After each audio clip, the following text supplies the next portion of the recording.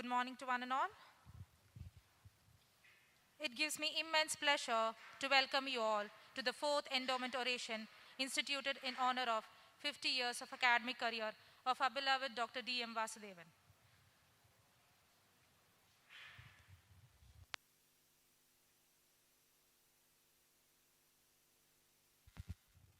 Let's begin the program with a prayer.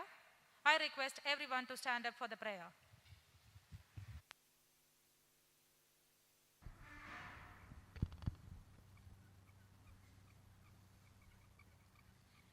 എങ്ങുമെങ്ങും നിറയും വെളിച്ചമേ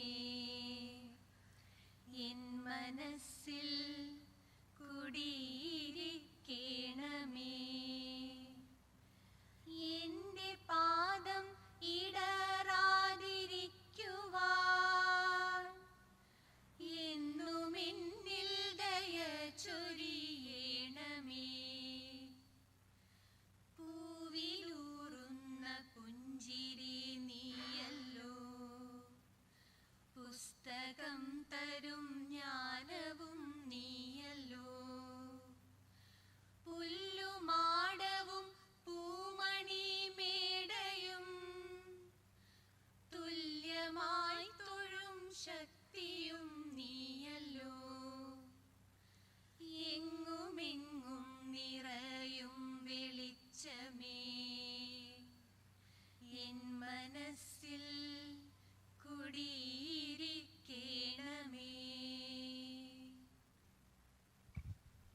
Kindly be seated. Now I invite Dr. Kesia Kuruvilla, scientist, Jubilee Center for Medical Research, to welcome the gathering.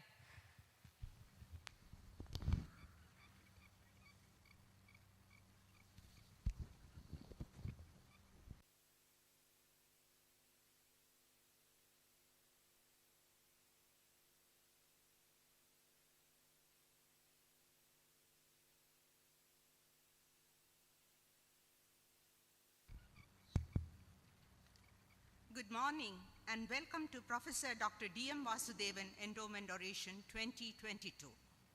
For the past 2 years, the world was in a state of entropy, with SARS-CoV-2 sending shockwaves through the health system, economy, and societies around the world. All throughout, the world was in a long battle of saving lives, securing economic foundations, and strengthening policies and institutions for resilience. As the waves of pandemic seems to be ebbing out, we have this year's oration with more relaxed protocol, even though the threat of newer variants are still in the air.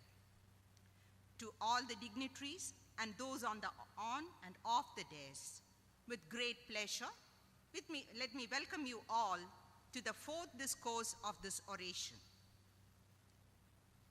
Reverend Father Rennie Mundankurian has taken over the reins of this institution as the director. With great zest and enthusiasm and far-reaching vision, he will lead Jubilee to greater heights, upholding the legacy and values laid down by his predecessors. Let me welcome you, Father, to this academic session.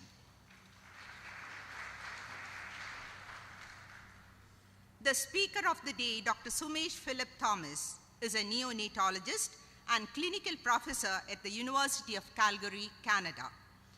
He is also the medical director for the Southern Alberta Neonatal Transport Program. He was a site lead for neonatal services at Foothills Medical Center and the medical director for sonographic clinical assessment of the neonate program in Calgary. Welcome, sir, to Jubilee Fraternity and also to this gathering. Dr. Pravinlal Kuttichira, principal of this institution, is an academician who has made his mark in the field of psychiatry.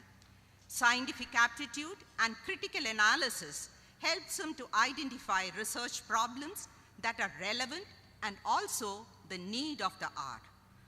And he's a good motivator, and he tries to bridge the gap between research and clinics. Welcome, sir. Dr. Benny Joseph, our CEO, with his organizational competence and a fine balance between objective detachment and also his empathetic understanding, is leading Jubilee through newer arenas. His dynamic strategy identified the gaps that are to be addressed and thus transforming our shortcomings into opportunities. Let me extend a very warm welcome to you, sir. When Jubilee ramified into research, the role of a leader who could set clear goals and also communicate effectively was taken over by Dr. Pia Varghese, the research coordinator of Jubilee Center for Medical Research. Unavoidable reasons prevented him from attending this function, but I'm sure he's attending online. Welcome, sir. Welcoming Dr. Vasudevan, the founder director of Jubilee Center for Medical Research on this special day, let me say a few words about him and the oration instituted in his honor. He is a renowned author, academician, and a researcher. He received the Dr. B.C. Roy Award of the Medical Council of India, the Best Doctor Award of Government of Kerala, and the M.M. Ghani Award of Calicut University. He is an elected fellow of the National Academy of Medical Sciences and a fellow of the Royal College of Pathologists. An endowment oration, which was instituted in connection with 50 years of his academic career in 2019, is now an annual event. Born to Pullur Damodaran Nambudiri and Mangalathu Madhavi Amma, he did his MBBS from Government Medical College, Calicut, MD from AIIMS, New Delhi, and postdoctoral research from Swiss Institute of Experimental Cancer Research, Switzerland. He served the Kerala Medical College Service in various capacities. He was instrumental in promoting medical research by starting several prestigious research centers in Kerala, like the Regional Cancer Center, Trivandrum, Amla Cancer Center, Thrissur, and Jubilee Center for Medical Research, Thrissur. He is the founder principal of Sikkim Manipal Institute of Medical Sciences, Gangtok, and also the Amrita School of Medicine, Kochi. Dr. Vasudevan heads the R&D division of Agape Diagnostics Limited, Kolancheri. Their protein analyzer has received 4 patents and also President's Award and ICMR Award. The RT-LAM technique approved by ICMR is a cheaper, faster, and accurate method for COVID detection. Dr. Vasudevan has more than 270 scientific publications and several books to his credit. His textbook of biochemistry for medical students is a standard textbook that is in wide circulation in 23 countries. He is an approved guide for several universities, and 31 students have already completed their PhD, and 5 more are under his guidance. Welcome, sir, to this function.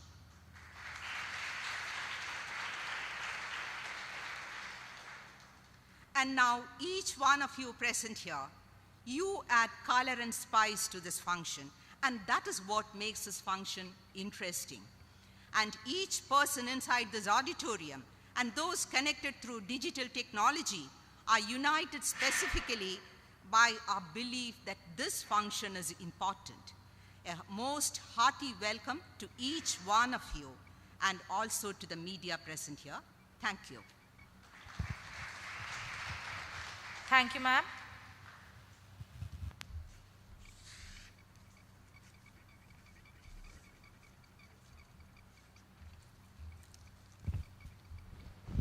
Now I invite Dr. Praveen Lal Kutichira, Principal, Jubilee Mission Medical College and Research Institute, to deliver the presidential address.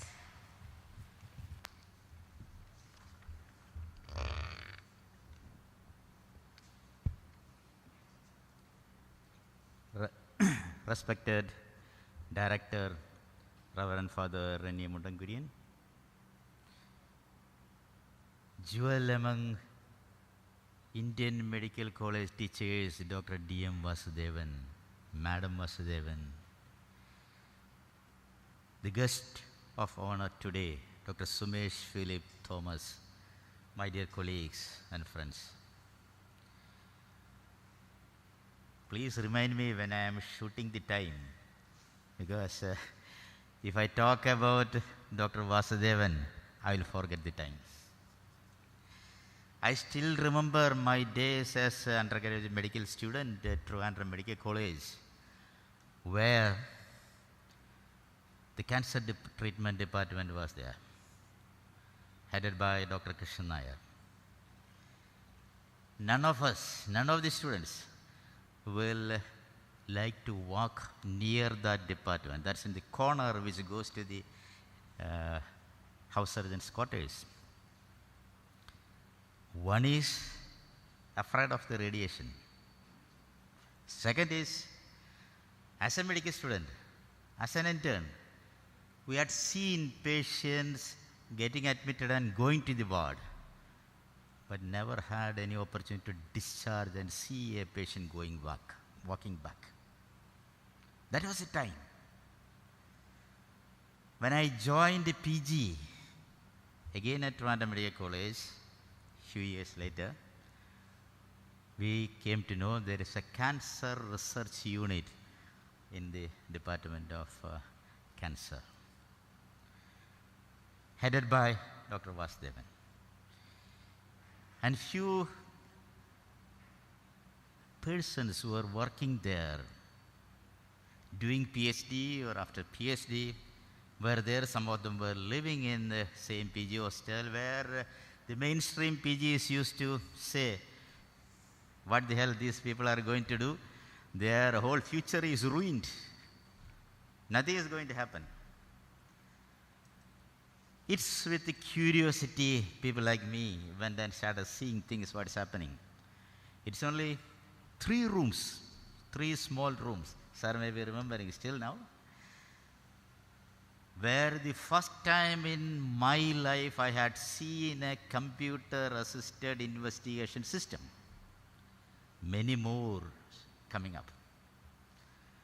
And please realize, most of the so-called good-for-nothing fellows, the other PGs used to say,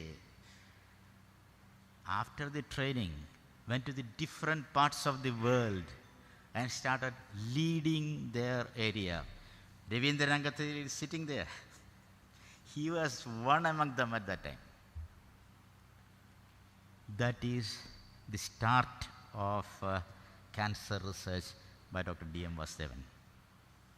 Government Medical College, Thrissur, started in the erstwhile Ramavarma TB Sanatorium. The first building for any department with modern facilities belonged to the Department of Biochemistry, and started that.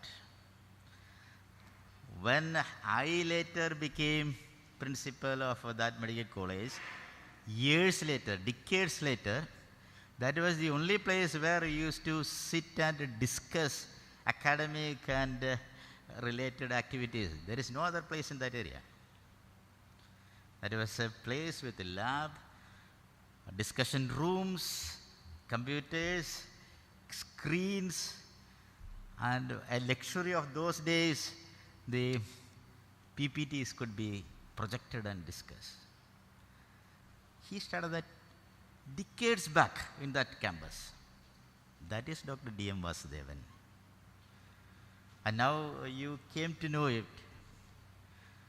what he had done for Amrita at Kochi, what Sir had done for Manipal, Sikkim Manipal institutions. A silent worker who inspires all around.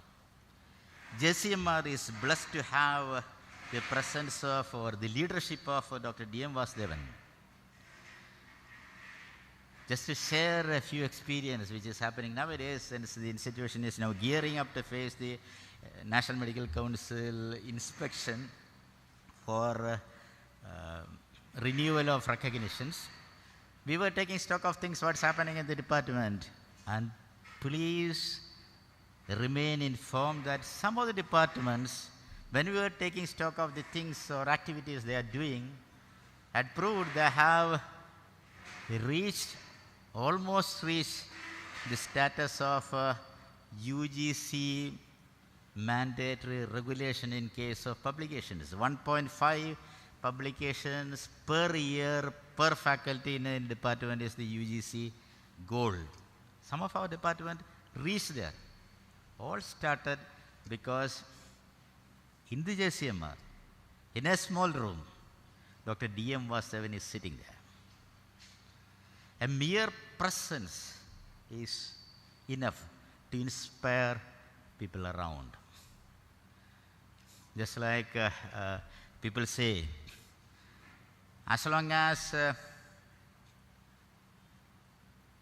Samrat Akbar is in the throne, who never had done any war in the field,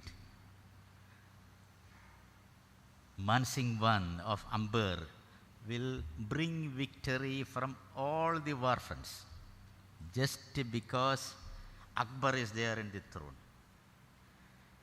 All the scientists working in JCMR are bringing laurels because Vasudevan sir is there. We have Alex here. It's a small medical college, recently started research, but ICMR selected him and sent him to UK for a 1-year training. That is the level of inspiration sir is bringing to the campus. This is actually a day of privilege for us. The day of reviewing where we reach in the area of research. All my best wishes. And to suit this occasion, we have an eminent speaker, Dr. Sumesh Philip Thomas. He will be introduced in detail later. He's from Calgary. The only thing I personally know is about the McMaster, which we discussed then. And one name of a Malayali, Dr. Yusuf Salim, who had the highest number of citations in the world, who is a Malayali from Ernakulam. We had once association with the KUHS, I still remember. My best wishes to all of you for having an opportunity to be here in this occasion of honoring a great personality, to hear the wisdom of another great personality. Bye now. Thank you, sir. Light symbolizes knowledge, purity, and is the dispeller of darkness. Now I request Reverend Father Rennie Mundankurian, Director, Jubilee Mission Medical College and Research Institute, to come forward and formally inaugurate the function by lighting the lamp. I request other dignitaries to join in.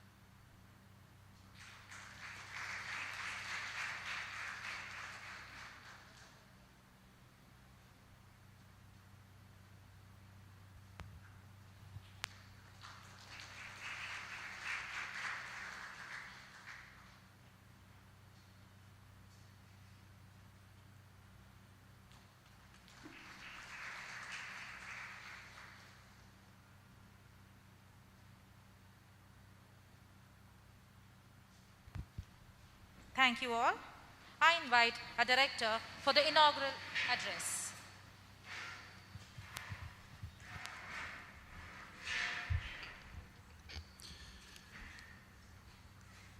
respected dignitaries on the dais and off the dais. I just took the charge of the director 2 weeks before. I reached Jubilee 1 year before. It's almost 1 year I'm here. And I was given last year the charge of medical college, doctors, and also this research wing. For the first time when I entered the research bureau's offices,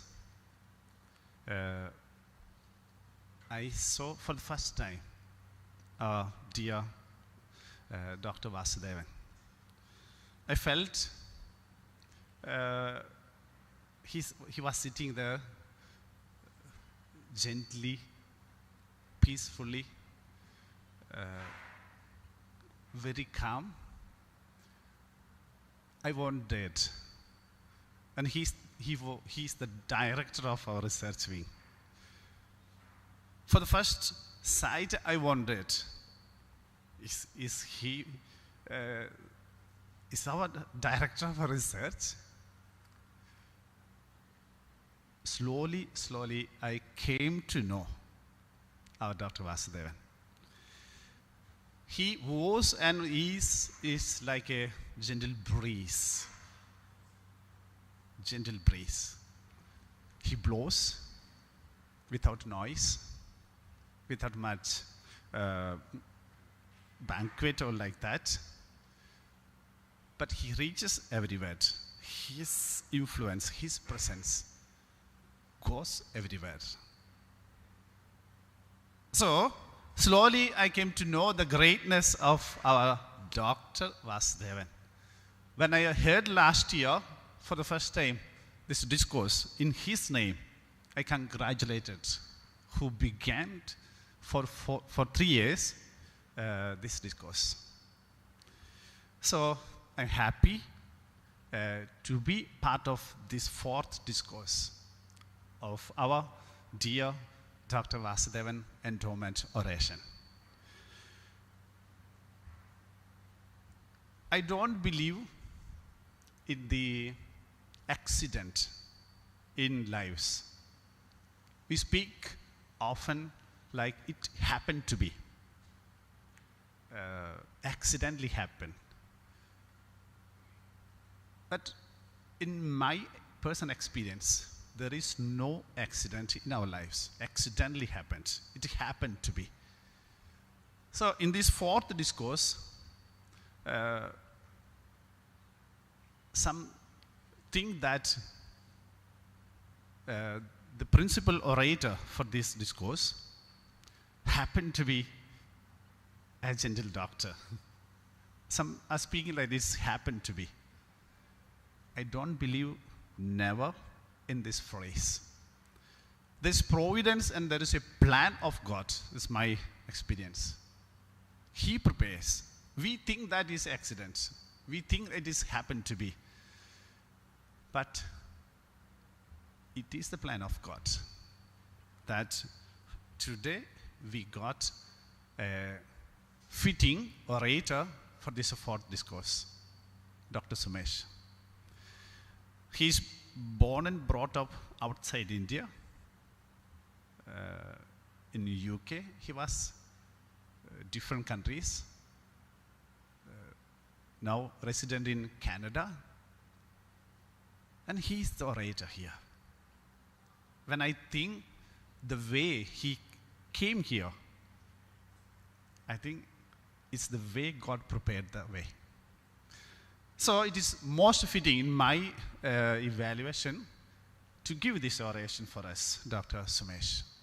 If Dr. Vasudevan is a breeze, Dr. Sumesh, I think he's a strong wind, storm.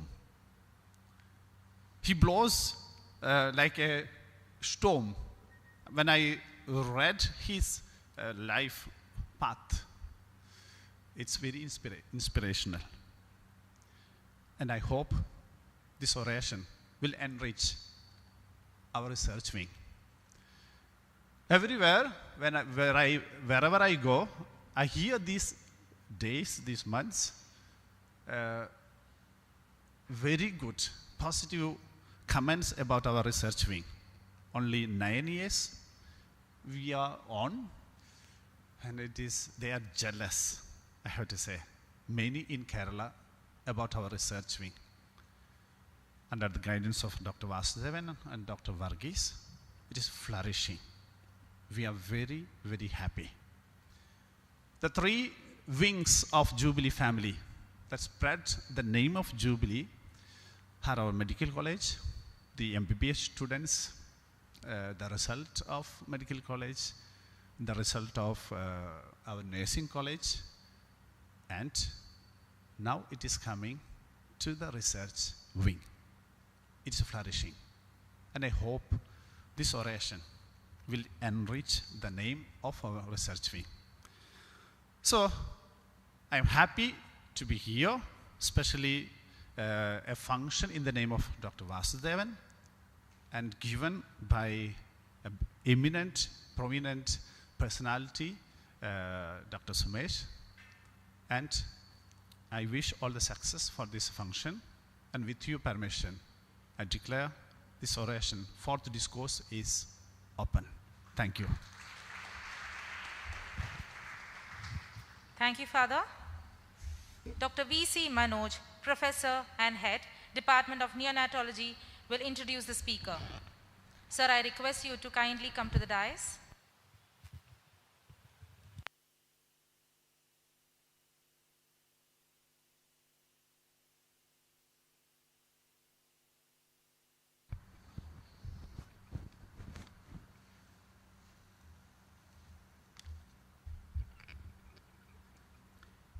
Respected Chair, Dr. Praveen Lal Kuchera, Chief Guest of the Day, our Director, Father Reni Mundankurian, Vasudevan Sir, Madam Vasudevan, Orator of the Day, and my dear friend, Professor Sumesh Philip Thomas, our beloved CEO, Dr. Benny Joseph, respected seniors, and my dear friends. It's my pleasure and honor to introduce the orator for today, Dr. Sumesh Philip Thomas, who is a neonatologist and a clinical professor in the Department of Pediatrics in the University of Calgary, Canada.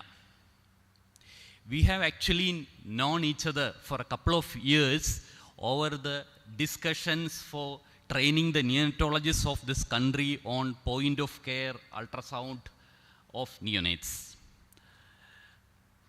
Thanks to, or what should I say, thanks or whatever to COVID, we have known each other all the time virtually, and I have the fortune to meet him today physically. Dr. Thomas was initially the inaugural director of sonographic clinical assessment of the neonates SCAN program in Calgary, which we are now replicating in our country as well. The course we are going to have in May here. He is a medical director of the Southern Alberta Neonatal Transport Program at present and was the site lead for the neonatal services previously at the Foothills Medical Center until 2018. Dr. Thomas graduated in 1990 and is certified as a specialist in both pediatrics and neonatology in UK and Canada. He completed his neonatal fellowship training at the University of Toronto in 2000 and was subsequently appointed as a clinical neonatologist and the medical lead for neonatal transport in Aberdeen, Scotland in 2003.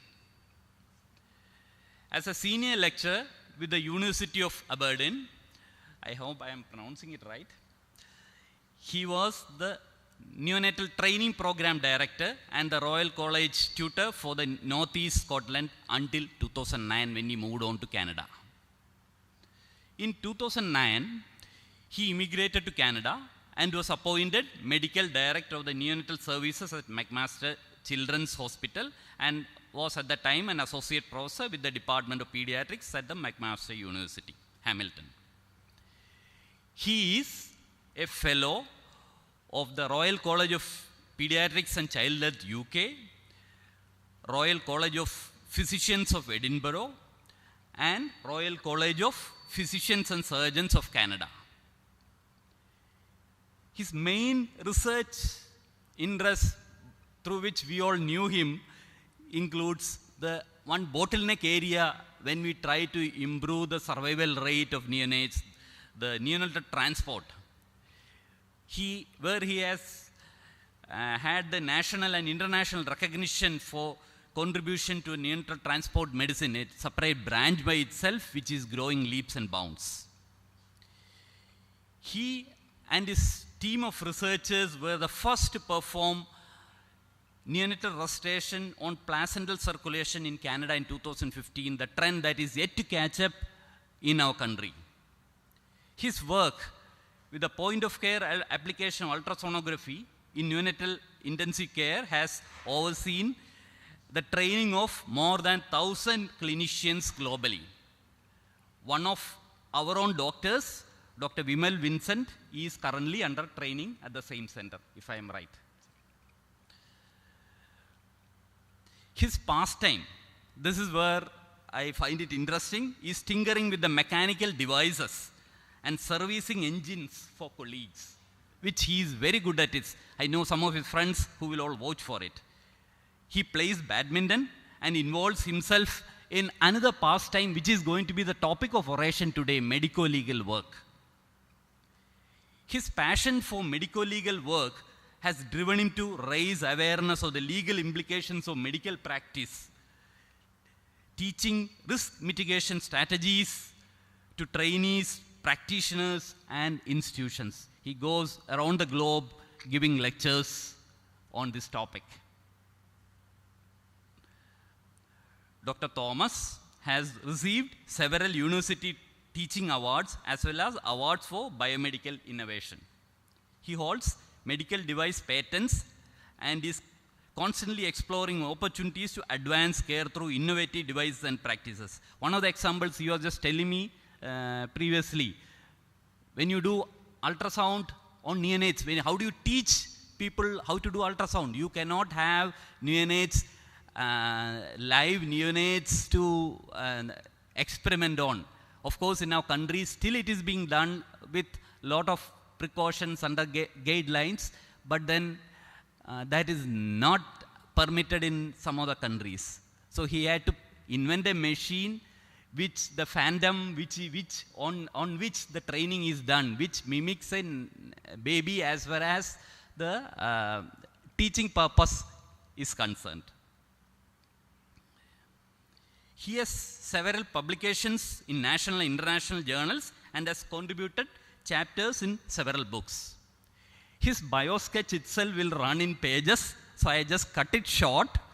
I would stop here. Ladies and gentlemen, Professor Dr. Sumesh Thomas Philip. Thank you, sir. Now it's time for the much awaited oration lecture by Dr. Sumesh Philip Thomas.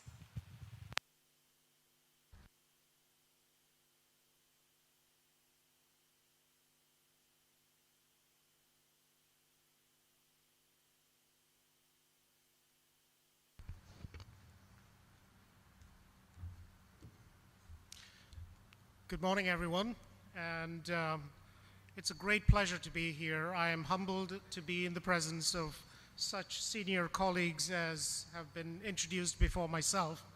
Professor Vasudevan, clearly an exemplary medical icon in India, an inspiration, and continues to remain so for many.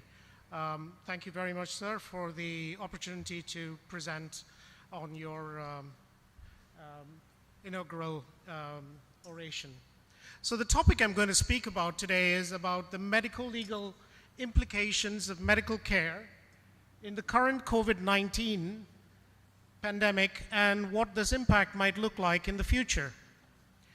I will be honest, I didn't know a lot about it because, neonates are not as badly affected or have not been as much affected by the COVID pandemic.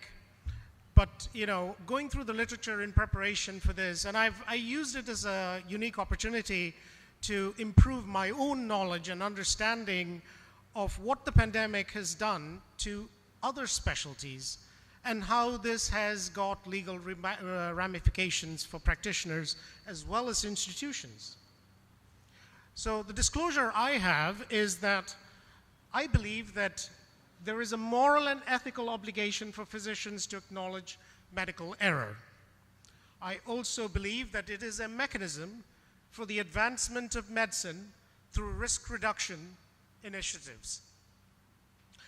I also provide medical expertise in litigation cases. Now, many of you have probably seen press releases from across the world where we talk about the heroes of the healthcare system and the saviors of humanity in the pandemic.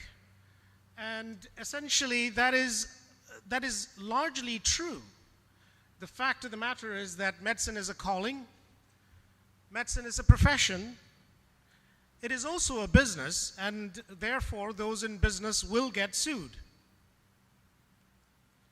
What we are going to be talking about today is about litigation. There are essentially two classes of litigation. There's civil litigation and criminal litigation.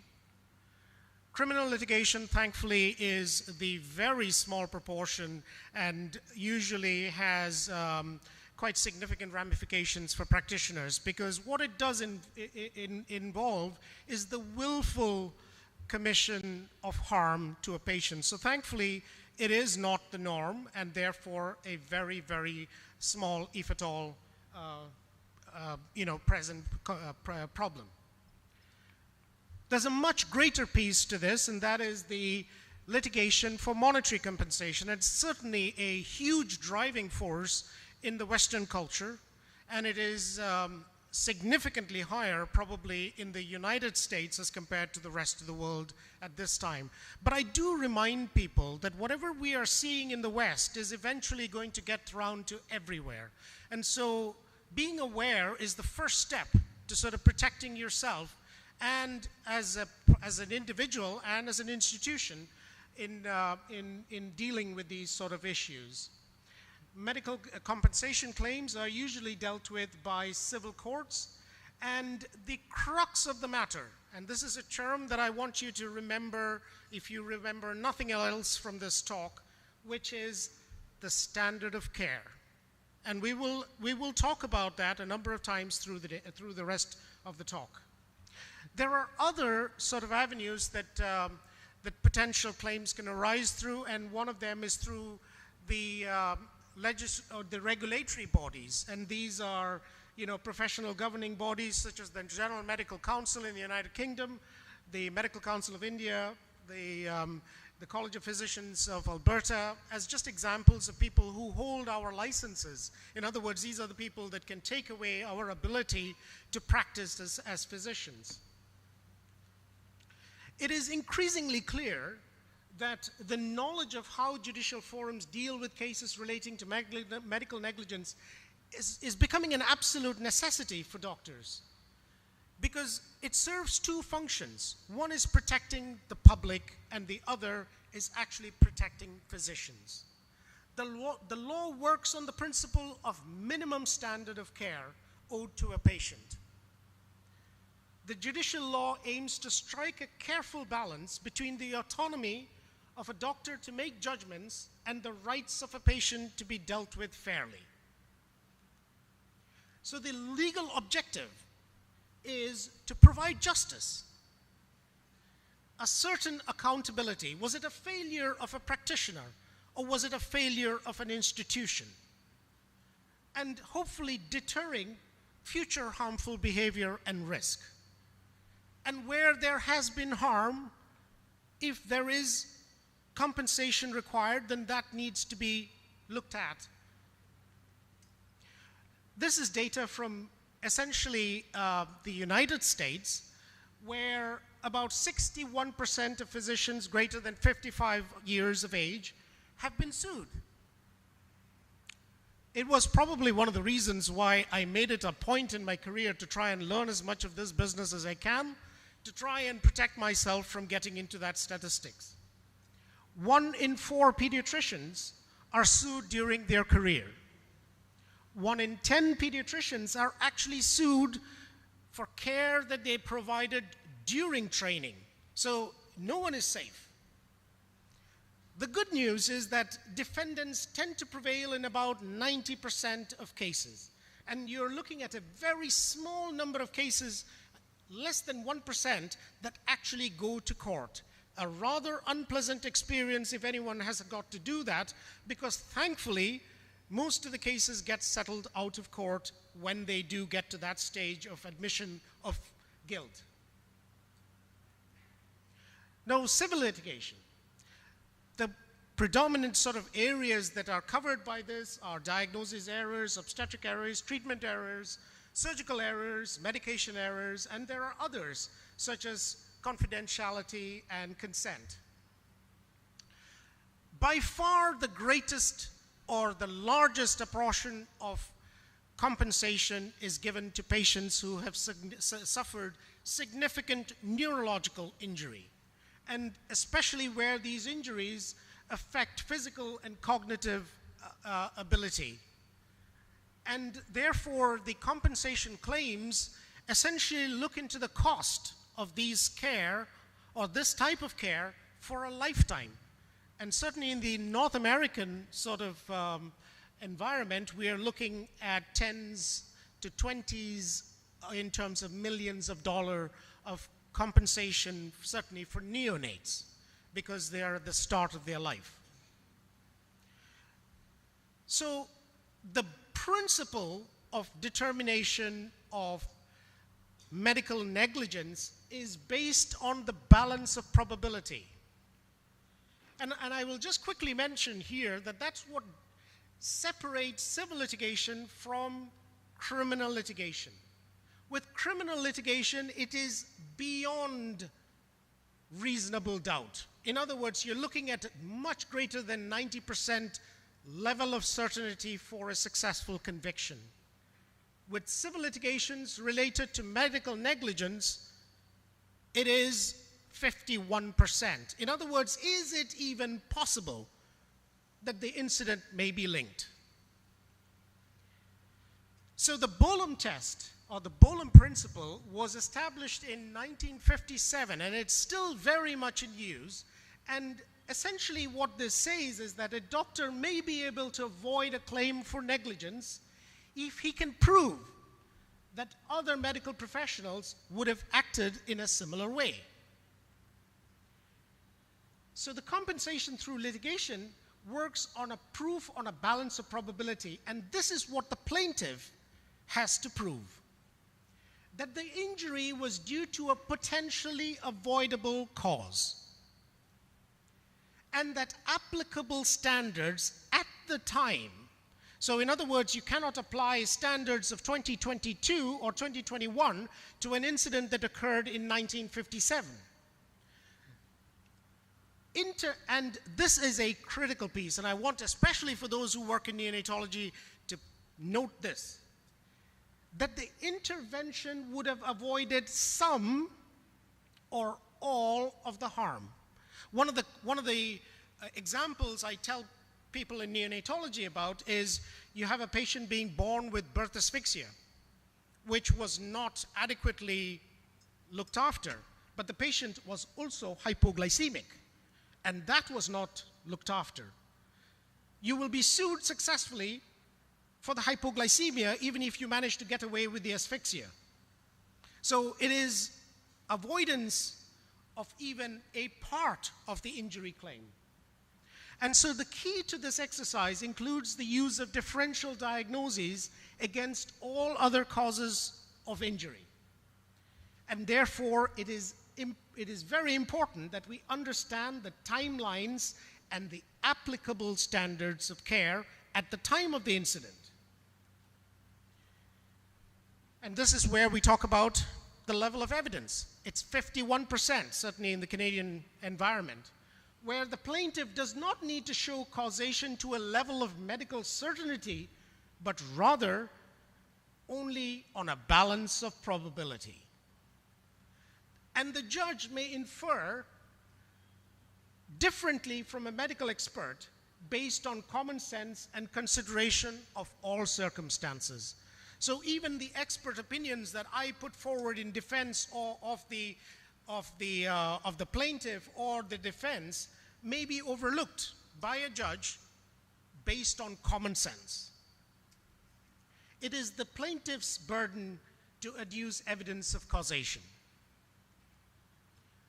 So the standard of care, the plaintiff must prove on a balance of probability that the healthcare providers, usually physicians and nurses, failed to provide minimum standard of care in the given circumstance. And the standard of care is based on existing standards at the time. This is going to become quite important when we move to the next section of the discussion, which relates to COVID-19. The other piece that comes up often is the expectation that every medical practitioner must have a reasonable degree of skill and knowledge and must exercise a reasonable degree of care.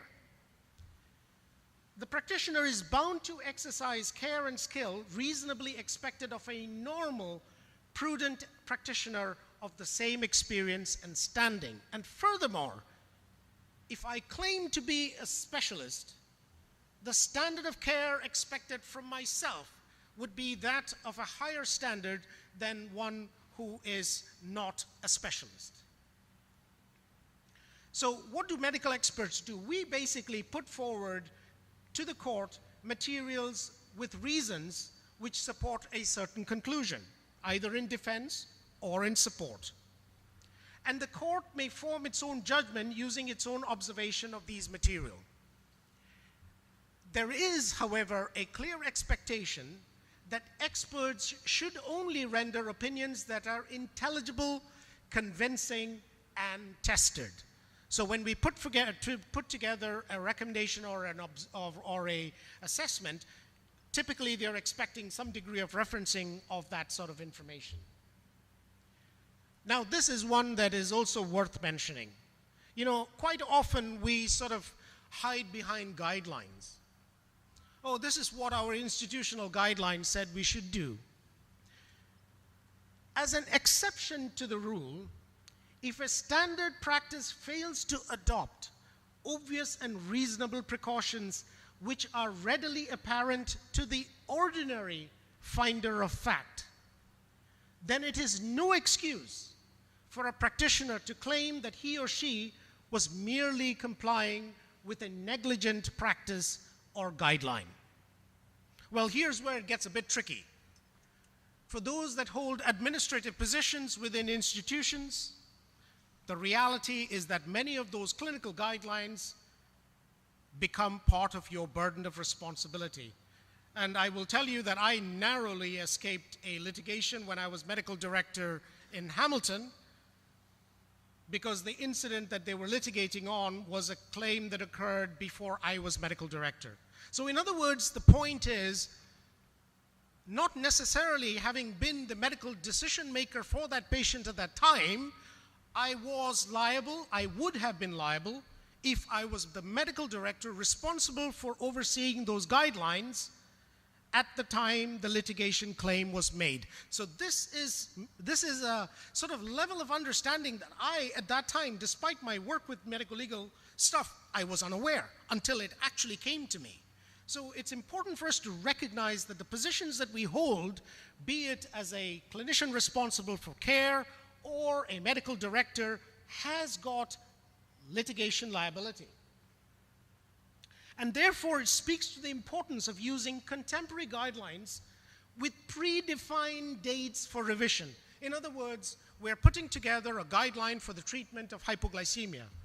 Let us look at it in 10 years or 5 years from today, because there may be new evidence that has now become standard of care accepted within the community of practice that would then become important to update your guidelines.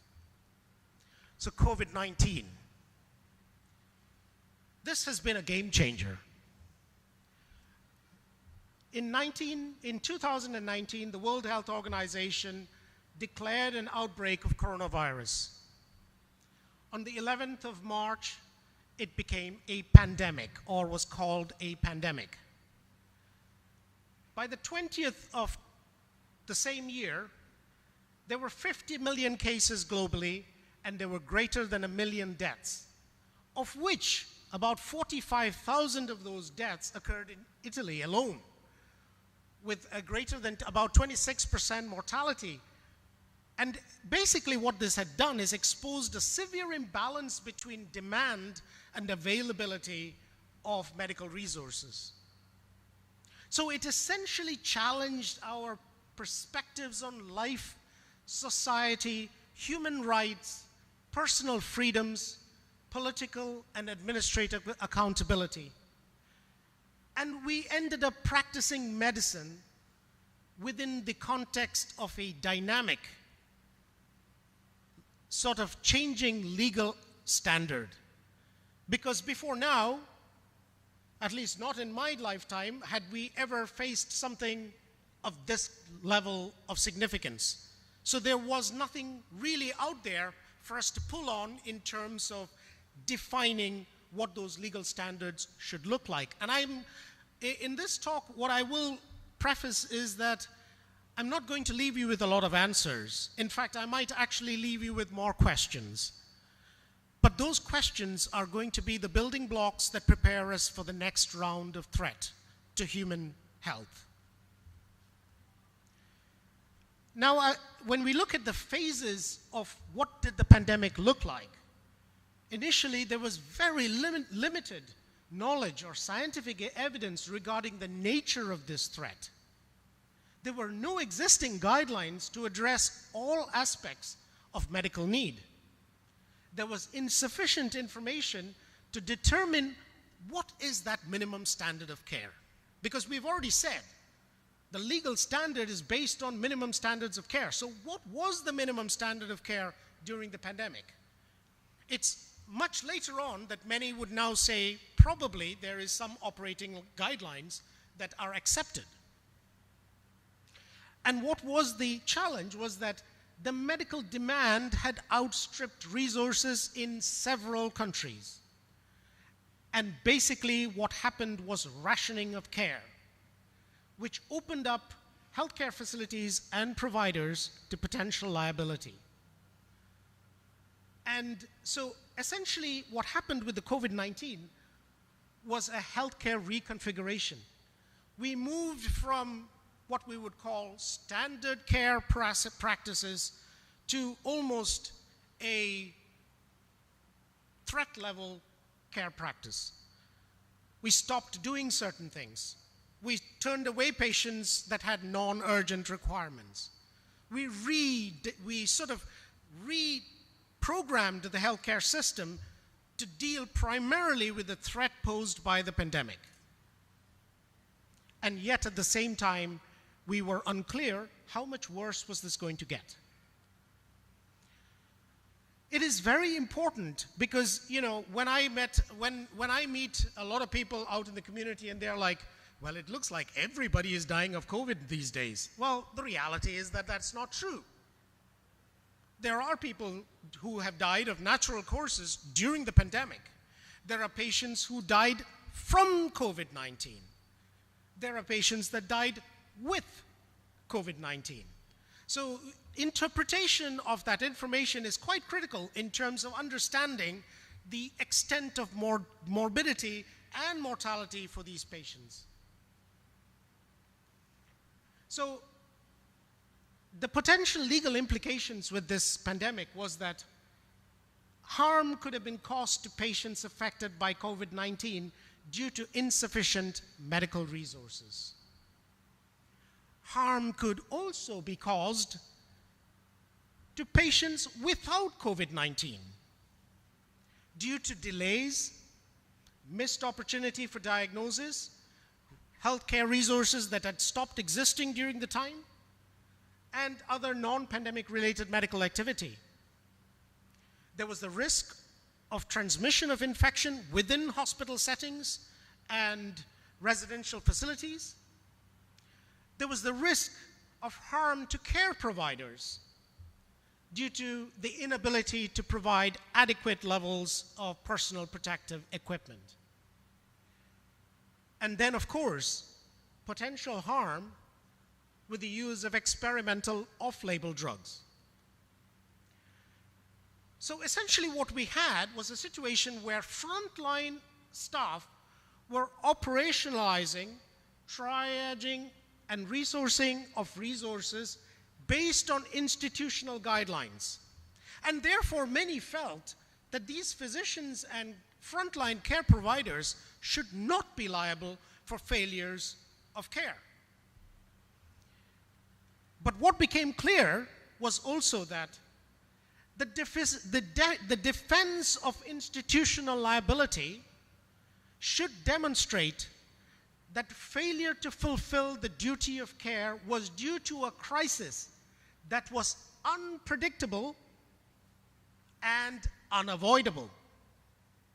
This is an important message to take from this talk, because if we have a similar sort of situation arise in the future, I think the legal system will be less forgiving of institutions and practitioners who have not got their act together in trying to meet the needs of the future. The Cura Italia, you'd probably, Father Rennie would probably be able to say that with a much better Italian accent than I would, but essentially this was a decree that was proposed in March 2020.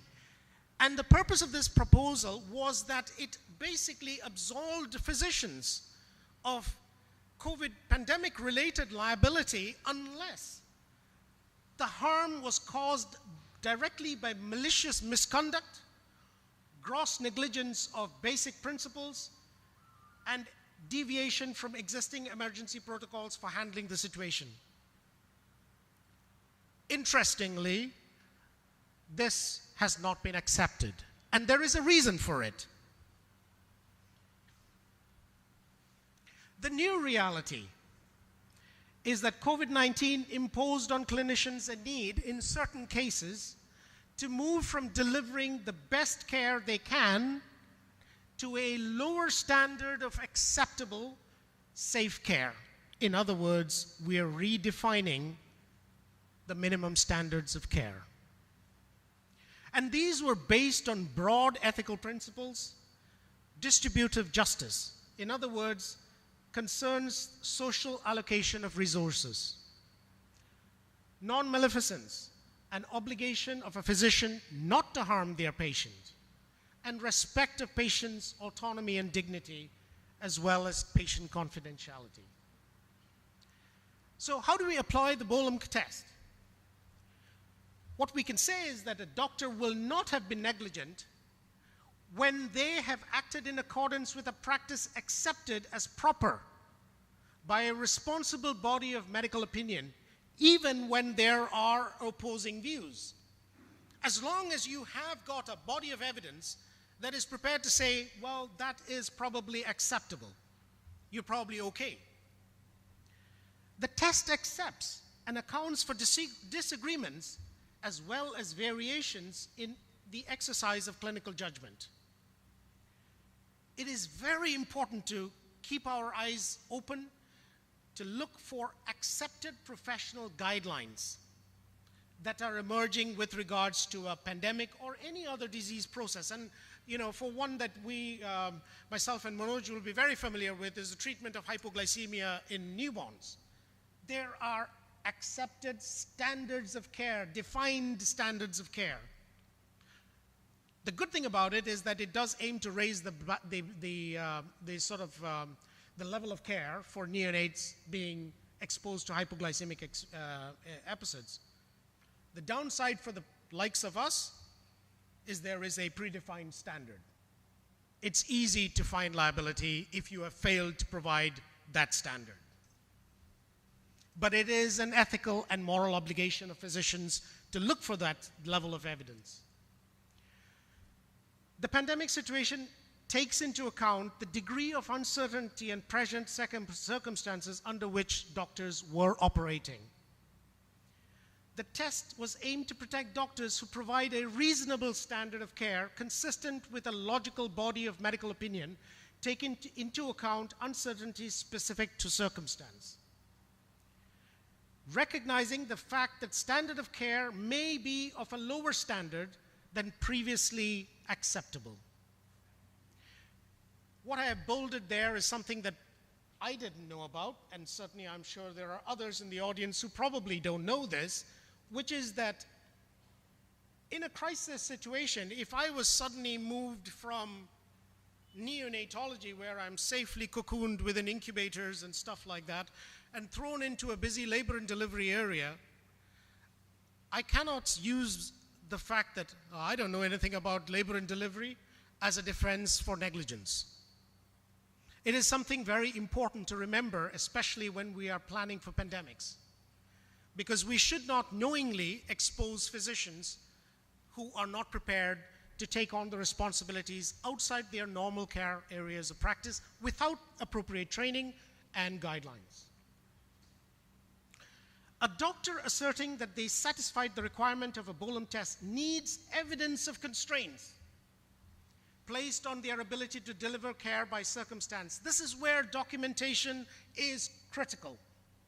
So one of the things that we did in our unit back in Calgary was a little sort of sticker on our pages that said COVID-19. Not that the patient had COVID-19, but that the patient is being cared during a COVID-19 pandemic. So we then recognize that the standards of care and the operating resources are different. But what is probably better still is if physicians actually write or keep records of what the circumstances were that required them to alter their standards of care significantly. So it requires a more extensive explanation of how decisions were made and more thorough recording of circumstances than was required before the pandemic. Again, documentation. Clinicians need to ensure that their practice is acceptable to a reasonable body of medical opinion. Awareness of clinical guidelines and keeping up to date with significant developments in medical knowledge is expected. However, a clinician will not be negligent solely through a failure to practice according to wisdom accepted abroad. In other words, oh, in Germany they are doing X, Y, Z. Why didn't you do that here in Trishur? Well, that's hardly a logical argument. And doctors are not required to read every little piece of literature. In other words, a practitioner may be excused of ignorance of newly reported advances in practice that have not yet become standards of care. Again, something similar that Manoj and I would probably relate to is that, you know, the evidence for therapeutic hypothermia in cases of brain injury came out in the early 2000s, but by the time it actually hit the clinical front, and I'm not sure what the standards are in India, so forgive me if I speak out of turn, but certainly in the North American context, it was at least 10 years before it was considered unequivocally a standard of care. And that failure to offer that with a resultant injury could result in liability. Informed consent in the critical care setting. This is particularly important because COVID-19 patients may retain capacity until they get to a point where they need sedation or they lose capacity. And in such cases, patients must give informed consent except when the patient is unconscious or unable to give consent. And doctors should discharge their duty to patients and their families by being honest about what is and what is not known within the limits of available evidence. Most of the litigation that we deal with is because we have upset families by not being transparent, by not being compassionate. And therefore, parents leave not only with an injury that may have been prevented or not, but actually the whole encounter being an extremely unpleasant one. So what about rationing of care? It does and did become a reality in the pandemic. Judgments about treatment indication in the best interest of the patient are futile, taken into account the quality of care that can be reasonably provided given the available resources. So in other words, you don't have a ventilator through pandemic or whatever. You have to make a judgment call in terms of what becomes a reasonable step under the given circumstances. And courts have repeatedly upheld the lawfulness of resource consideration because it is a reality. It is not a deception. It is a reality. What we also know is that in pandemic situations, we are talking about reduced staff to patient ratios. It's one of the first things that starts to happen as our staff start going off sick, as the patient numbers increase. So we're already rationing care. Let's not deceive ourselves. We start to resort to suboptimal equipment. We've exhausted the range of the Rolls-Royce equipment, and now we bring out well, it's difficult to find a car now that would best suit the other end of the spectrum. But anyhow, what also happens is that we postpone non-urgent care. And there's redeployment of non-critical care and staff, and there's diversion of patients. In other words, we start moving patients to other hospitals. And all this amounts to rationing of healthcare. And at some point, it starts to sit on the margins of acceptability. What is a safe ratio? From a nursing perspective, what used to be a 1-to-1 nursing ratio, is it okay to go to 1-to-3? Is it okay to go to 1-to-8? These are all discussions that need to happen. These were discussions that we had not defined in any great extent prior to the pandemic. So critical care resource management is particularly one that came to front with the pandemic, where resources were so scarce that critical care was being refused to some patients against their best interest. And a line was being crossed by triage by outcome to triage by resource. The reality is that this is a factual scenario, and this scenario should be disclosed clearly. We should not at any point try to cover up what we are trying to do.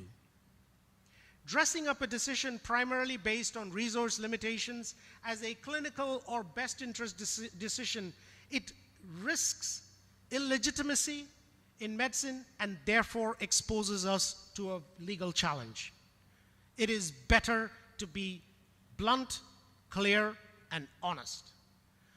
Care networks. Now, this is something that is significantly relied upon in the Western environment.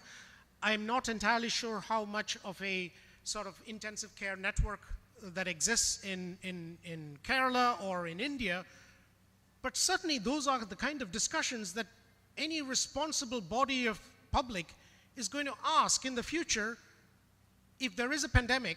So you guys, you just dealt with something like this before, you realized there was a problem, so what did you do about it afterwards? So there is a call to accountability. And so systemic dysfunction of networks leading to patient harm may give rise to a breach of duty which actually becomes an administrative liability. The challenges with rationing of care. Evidence to support any criteria to deny care is heightened beyond what we call ordinary public law standards. In certain cases, it infringes on human rights and equality implications of denial. Quality of life arguments are notoriously challenging when it is based on age, sex, race, disability, or comorbidity. It may make sort of common sense to some of us when you think about it, but actually if it ever went to court, you might find yourself surprised that it isn't actually an accepted sort of standard. In other words, denying an individual at a certain age because that is maybe what you would consider, well, he's had a good life until then, may not necessarily be an ethically sound way of making decisions. So rationing of care based on any of the above to achieve distributive justice requires authoritative public policy and robust evidence supporting criteria for rationing. This is one of the reasons why, we can't solve the issues of a pandemic just in Trishur. We can't solve it just in the neighboring town. This is where a statewide, national, and even a broader approach is required, because we're serving a population that is looking towards healthcare providers and administrators to meet the needs of the challenges of the future. So the greatest challenge in ICU is withdrawing a ventilator support from a patient who is benefiting from treatment in favor of a patient who may have a better survival or outcome prospect. This is a grave moral and ethical challenge. However, if we did go ahead and take the ventilator away from a patient who was competent, who did not consent, and gave this ventilator to somebody else who we thought might have a better outcome, you might end up crossing the line from civil litigation to criminal litigation. And in other words, the penalties of that are much more severe. Withdrawing a ventilation from a patient whose best interest requires continued treatment in order to allow a different patient with a better prognosis to use the ventilator cannot be easily defended. And it's one of the reasons why it is important to identify a robust process for such tough decision making that does not lie just on the shoulders of a single clinician, of a single group of providers. So, why was the Italian decree not accepted? The reality of it is the opposition to this blanket sort of rule that you can't sue doctors who are dealing with a pandemic was because there was identified a need to find a balance of protecting healthcare workers against organizational failure to reduce patient and practitioner risk.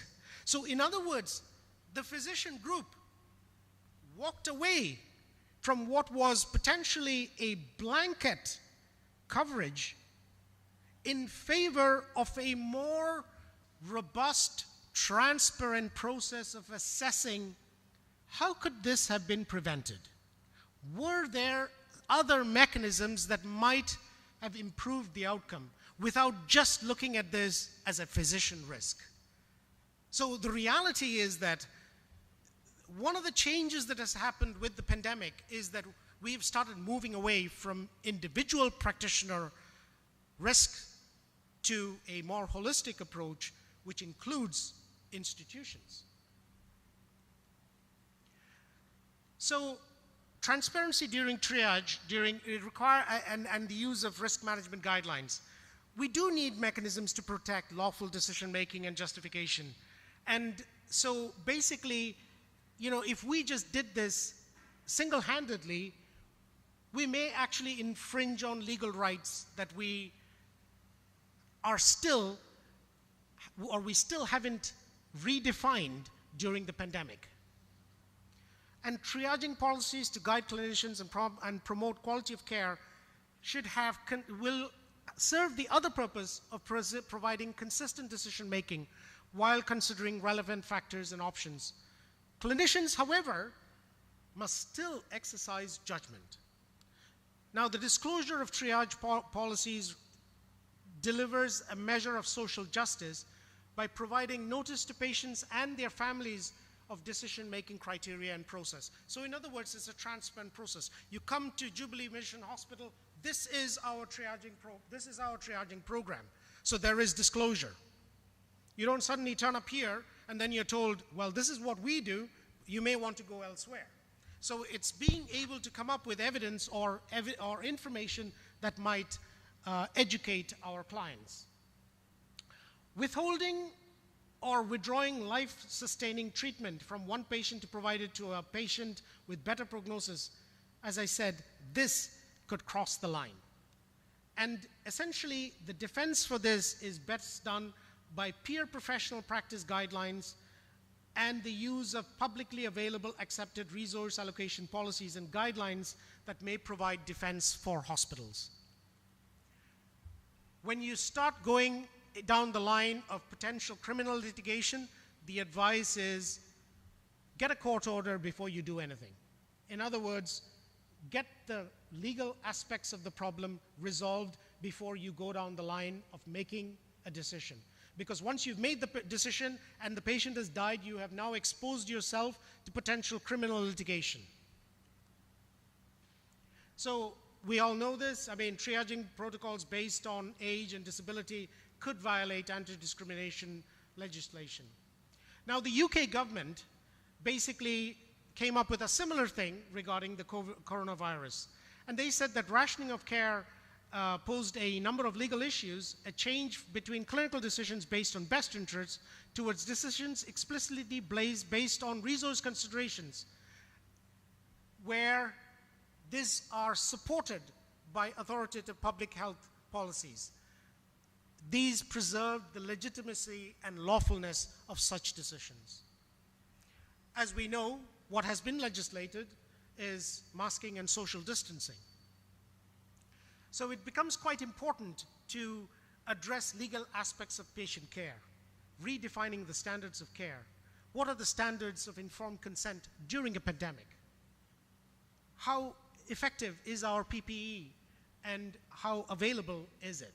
And what are the rights of a family during these sort of pandemics? Capacity and consent. Now, patients may lack decision-making capacity, for example, because they are unconscious, sedated, or have cognitive impairment.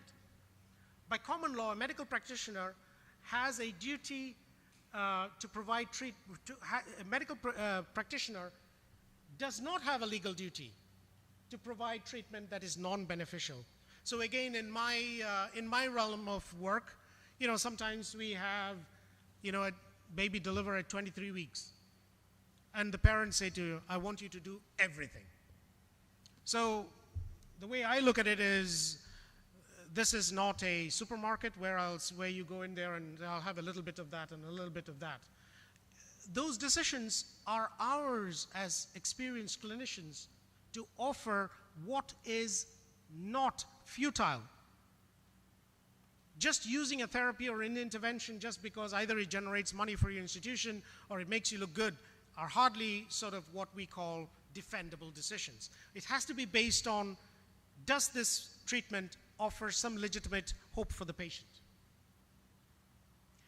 In a similar way, withholding or withdrawing beneficial life-sustaining treatment who lacks capacity to consent and providing it to someone else with a better prognosis may violate guardianship legislation. In other words, we, at the time when the patient is with us, has got a guardianship sort of liability to our patient. The use of restraints and sedations. It's a very complex issue.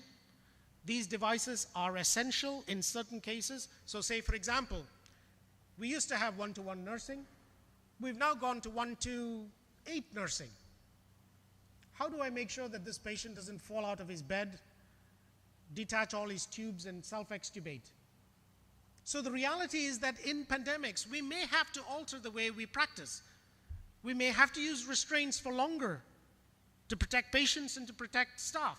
We may have to sedate patients for longer, but we would only use it for the time that is essential, and there has to be value.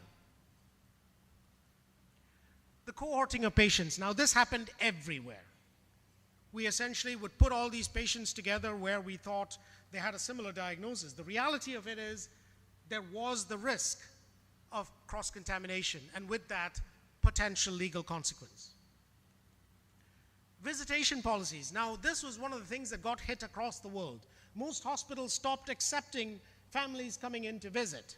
The reality of it is that visitors play a role in ensuring public scrutiny of the standards of care. And they act as an advocate especially for the incapacitated patient. So the presence of visitors is crucial for children and vulnerable adults, especially when the visitors have power of decision making. So to be legitimate, visitors' rules should be published online or be accessible to visitors with clear exceptions from the general ban. And there has to be a rationale for that. So say, for example, we just don't have enough PPE to put everybody in PPE to put them in there. Furthermore, they may not even know how to use it properly. So we're probably wasting our time anyway. So there are justifiable reasons why we could modify visitation policies. The other important thing is that their employers have an ethical and legal responsibility to protect staff, ensuring appropriate and adequate PPE available for staff who are going to put themselves at risk. Because the reality is that a healthcare provider is not obliged to provide care if that care was going to put them at risk. So let's quickly go through a number of scenarios. We're not going to discuss it. These are real cases. A 62-year-old female, family called an ambulance to report increased difficulty of breathing. Ambulance was busy attending to a high COVID-related call. The patient was picked up after 3 hours despite desperate calls about worsening respiration. The patient died while on transport to the hospital. Should the family litigate? Are they likely to win? These are all genuine questions, the answers of which I don't necessarily know all the answers to, but the possibility is that they probably should litigate, but they are unlikely to win. That's the way I'll put it. As long as we have a robust way of defending what happened. So, a young male reported with fever and non-specific abdominal pain. There was some loose sort of contact history, and so the patient was transported to a COVID-19 facility, bypassing a hospital closest to him. He developed a perforated appendix with septicemia 48 hours later. There was delay in getting a surgical opinion and accessing surgical interventions. Visitation was limited during that period, and the patient is claiming compensation for a traumatic experience. Again, something we can all kind of imagine as something that could happen. So here's the insights. From all the cases that were published from Italy, and there were a number of cases between March 2019 and January 2020, and a 2020 March to January 2021, there were no complaints about COVID-19 affected patients. The patients that actually claimed harm were actually the patients that had other morbidities that suffered delay, poor access, and came to complications. I guess the reality is that the whole COVID-19 issue, certainly in the Western environment where we were offering people vaccines, many of them were saying, no, I'm not taking that one. Next thing you know, they get infected, go to the hospital. They probably blame themselves to a certain extent. It's a possibility, I don't know. But the reality is that the legal cases that came out of Italy were actually not from COVID-19 affected patients, but from those that did not have COVID-19. Now, being Canadian, this is one of our pastimes. At least we lost the opportunity when we got Biden, but we still laugh about him. Now, this fellow came out with all sorts of ridiculous suggestions for treatment. The off-label use of drugs. Drink some bleach, flash a bright light through your whatever. The truth is that there is risk. Even when we use legitimate potential cures, the important thing is that physician prudence is demanded in undertaking interventions using untested drugs or intervention.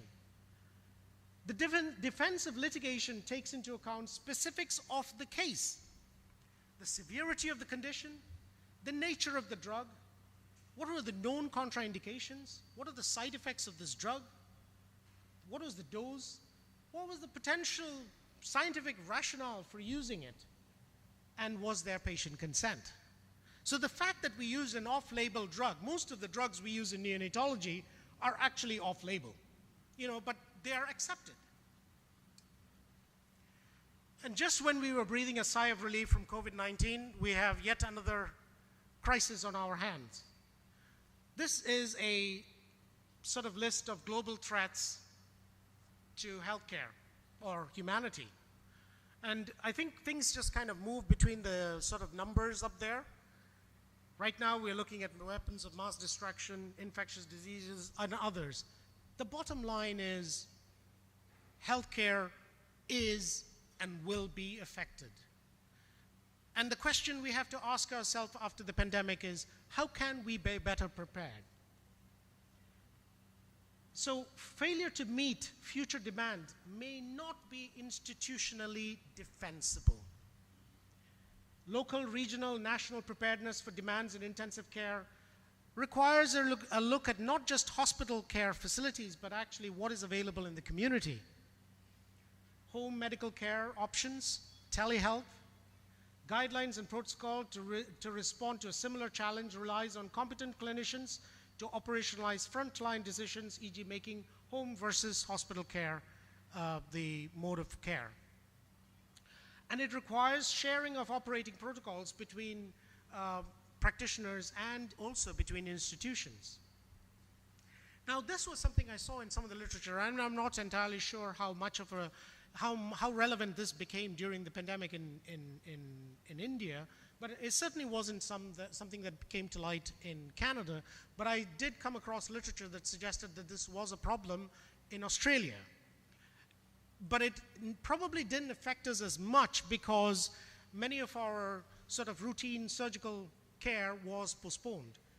But there was a drop-off in our supply, but it didn't outstrip the demand. That could be the case if we were looking at a global threat of a different kind.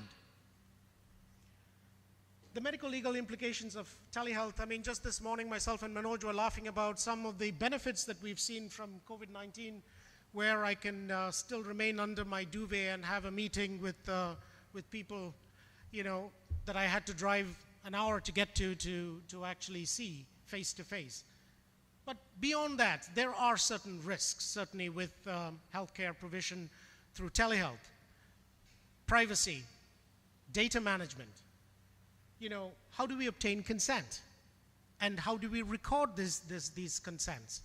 And recognizing that your interaction may be recorded without your knowledge or with your knowledge when you do consult with patients. So how do you reduce your risk? Documentation. If there's nothing you take away from today, please take away that if it wasn't documented, it was not done. Document conversations with others, including responses, instructions, and orders, and this is particularly relevant to trainees. When you take advice from a senior consultant or a senior colleague, document that conversation in your charts. Never use the charts as a battleground. In other words, don't ever start the business of saying, you know what, I picked up this mess from so-and-so and I'm trying to fix it. Document the use of chain of command, including discussions with administrators, especially when we deal with pandemic-like situations. Keeping up to date. Keep informed about recent developments. Incorporate current methods of diagnosis and treatment into your practice. The practice of evidence-based medicine is not optional, it's an obligation. Informed consent. Much more than a sign on a piece of paper, we need to document nature and purpose of treatment, risks, benefits, alternatives, and including informed refusal. What is confidential? Essentially anything that concerns a patient.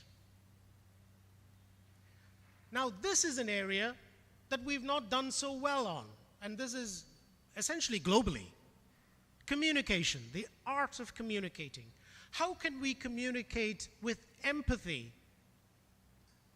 And how can we communicate in a way that makes our patients, even if we can do nothing to change their condition, actually offers them some comfort? This is a skill that we're not very good at, but it's a critical piece of the pie, because if patients, irrespective, you know, there's an old saying, you can treat a disease and you may win or you may lose. If you treat a patient, you will never lose. Because whether the patient survives or dies, if you have treated that individual, what they will be left with is comfort. Apology. We all get it wrong. There is no pride in saying, I am sorry. In fact, what has been shown is that institutions that have a disclosure mechanism are less often sued successfully. Because here's the thing, do you want a Do you want a client who is just upset with the care that you provided because there's injury? Or do you want a client who is upset with the care that you have provided but is also pissed off with you? That's like a dog with a bone. You really don't want that. So professionalism, this is something again that is very important. You know, it talks about a case where, you know, an obstetrician, an attorney came in labor. They called for an anesthetist. There was no response. 3 calls later, he turns up. By that time, there's a rupture of the uterus, and the baby is born with severe brain damage. So where was anesthesia? Do you think the patients will sue? Absolutely damn right, they sue. They should sue. You know, gone are those days where we can just brush things under the carpet. A child is paid the ultimate price, living a life of disability because of the incompetence or the unprofessional behavior of a colleague, that we have no place to protect such individuals, not within our professional organizations, and certainly not within institutions. So how can we mitigate risk? Guidelines and protocols do offer help. Risk management and case reviews, practitioner certification, continuous professional development, simulation and testing. How do we know that these things actually work the way that we expect them to work? And we need to review and attend to institutional accreditation processes. The take-home message after all this, if there's anyone still awake and not scared, is that the practice of medicine is not optional. Maintenance of skill and knowledge is an expectation. Be professional, be compassionate and responsive. Document clear and complete notes. Communicate and collaborate with teams, colleagues, and families. If in doubt, get a second or more opinion. And here's a little sort of pearl for the end of the talk. If I, a neonatologist of X number of years of standing, was dealing with a difficult patient, if I picked up the phone and I spoke to Manoj, who has been practicing for a similar time frame, and he tells me, and I tell him the situation, and he says to me, yeah, Sumesh, I think that sounds acceptable. I've already hit the 50% mark. So now I'm just looking at 1%. Chances are that I'm safe. If I called Manoj and he said to me, listen, mate, are you crazy? Don't even consider doing that. I've already failed the 50%. If I still went ahead and did that, you know, you can just imagine what's going to happen. Be aware health concerns of patients accessing care during crisis. So in other words, the focus should not always just be the pandemic patients. It's all patients. Administrators will be under the microscope in future crises. I think that is very clear from what has gone on. The reality is, if you get sued, it's part of the business of practicing medicine and managing medical resources. So it's not personal, this is business. And the reality is, heroes are kind and compassionate and capable. Nonetheless, heroes can be sued. On that note, thank you very much.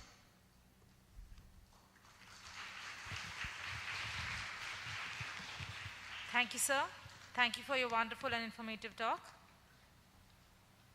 I request Dr. Benny Joseph, CEO of Jubilee Mission Medical College and Research Institute, to hand over the memento to the speaker of the day as a token of our love and appreciation.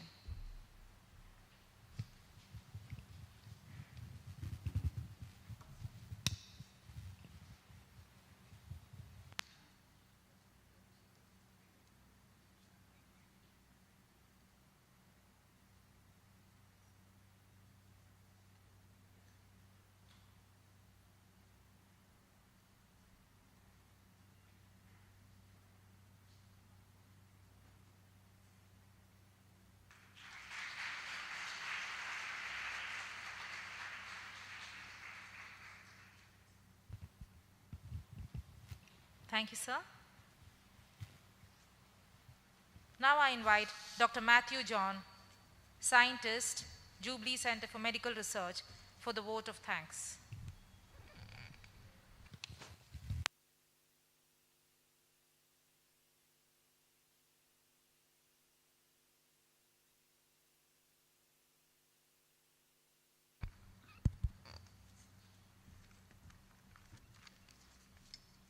First of all, let me thank Almighty for making this event, Professor D.M. Vasudevan Endowment Oration 2022, a grand success.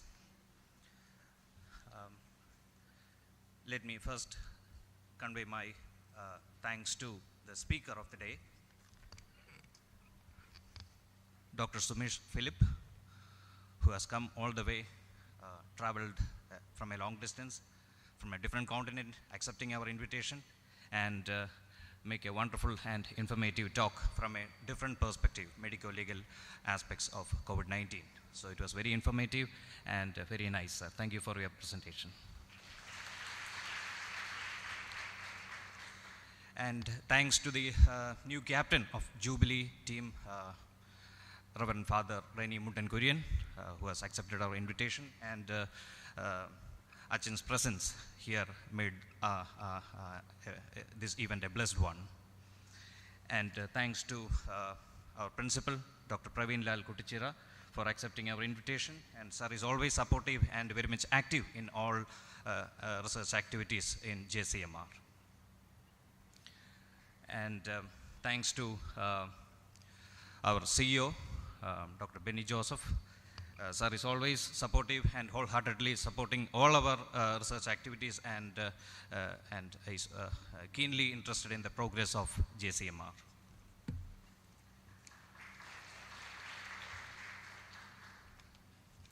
And thanks to our research director, JCMR research director, Dr. D.M. Vasudevan, sir and madam. His graceful presence is a source of inspiration to all of us.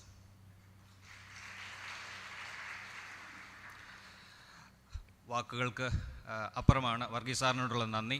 Sir ഇന്ന് നമ്മോടൊപ്പം ഈ physical presence ഇല്ല.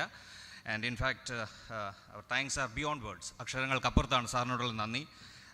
Doctor P R Varghese, who is pillar stone of JCMR. And thank you, sir, for guiding us all throughout this journey, for conducting this event successfully. And thanks to all head of the departments, faculty, and other staffs of Jubilee Medical College and Hospital for your presence, and made this occasion a grand event.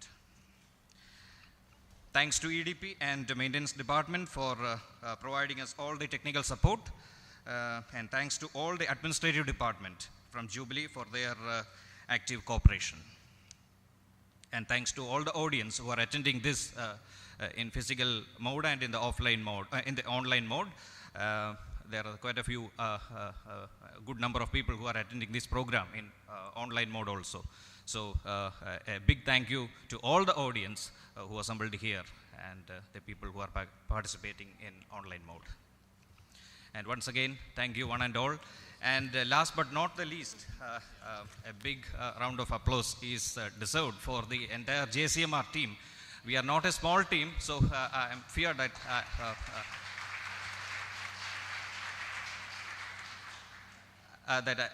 it is not good that I will forget some of the names. So I am not listing out everyone. As I am just giving a thanks to Dr. Alex and Dr. Kesia Madam for wonderfully coordinating this event. And again, a big thank you to one and all of you. Thank you. Thank you, sir.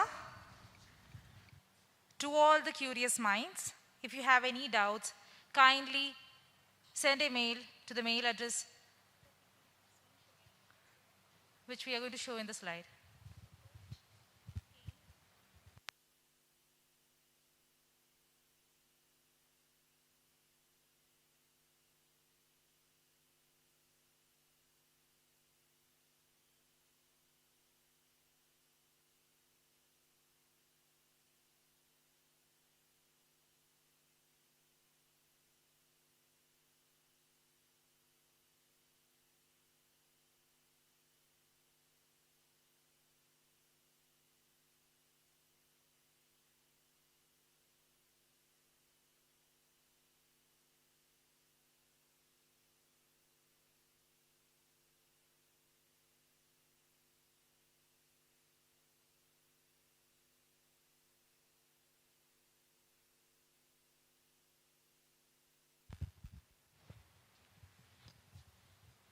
If you have any doubts on medical legal issues, kindly mail to this mail ID.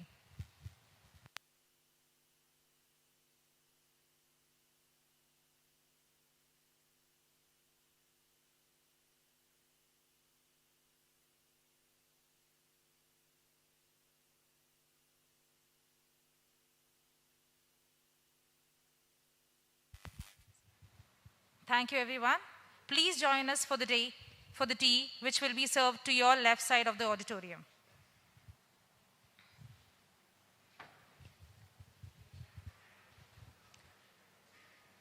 Clear idea. Please join us for the tea, which will be served to your left side of your auditorium.